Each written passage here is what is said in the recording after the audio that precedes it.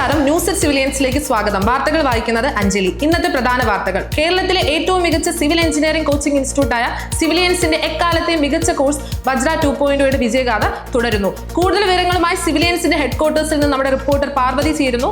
പാർവതി, കേൾക്കുന്നുണ്ടോ? പാർവതി കേൾക്കുന്നുണ്ടോ? പറഞ്ഞോളൂ.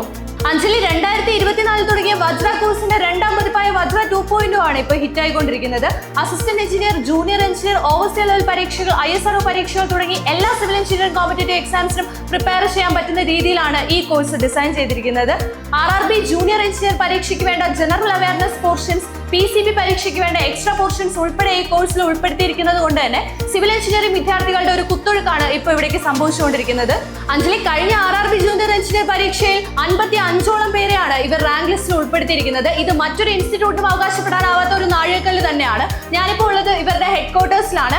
ഇവിടെ എല്ലാ കാര്യങ്ങളും സിസ്റ്റമാറ്റിക് ആയിട്ടാണ് പോയിക്കൊണ്ടിരിക്കുന്നത്.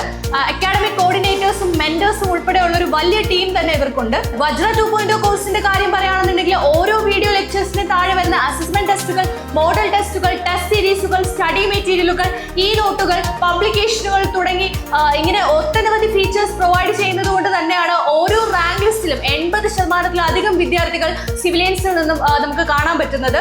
ഓക്കെ പാർവതി, ഞാൻ പാർവതിയിലേക്ക് തിരിച്ചെത്താം. മറ്റൊരു പ്രധാന കാര്യം, കേരളത്തിൽ മാത്രമല്ല ദുബായിലും കാനഡയിലും പോലും ഈ കോഴ്സ് ഹിറ്റാണ്. ദുബായിൽ നിന്നും കോഴ്സ് എടുത്ത ശ്രീ ഉണ്ണിക്കുട്ടൻ നമ്മോടൊപ്പം ചേരുന്നുണ്ട്. മിസ്റ്റർ KP ഉണ്ണിക്കുട്ടൻ, കേൾക്കുന്നുണ്ടോ? താങ്കൾ എങ്ങനെയാണ് ഈ കോഴ്സിനെ കുറിച്ച് അറിഞ്ഞത്?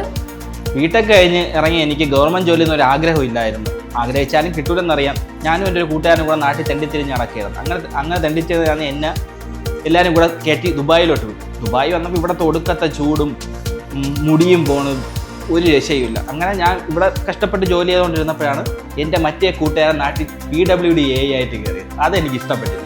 ഞാൻ അവനെ വിളിച്ച് നൈസായി ചോദിച്ചു, നീയൊക്കെ ഇങ്ങനെ ജോലി കിട്ടി. അപ്പോൾ അപ്പോഴാണ് എൻ്റെ അടുത്ത് പറഞ്ഞത് സിവിലിയൻസിനെ പറ്റി എൻ്റെ അടുത്ത് പറഞ്ഞു. ഞാൻ സിവിലിയൻസിലോട്ട് വിളിച്ച് ചോദിച്ചപ്പോൾ അവരുടെ വജ്ര കോഴ്സിനെ കുറിച്ചാണ്. അതെനിക്കിവിടെ ദുബായിൽ ജോലി ചെയ്തുകൊണ്ട് തന്നെ അവരുടെ ക്ലാസ് അറ്റൻഡ് ചെയ്യാൻ പറ്റുന്നതുകൊണ്ട് ഞാൻ ആ കോഴ്സ് എടുത്തു.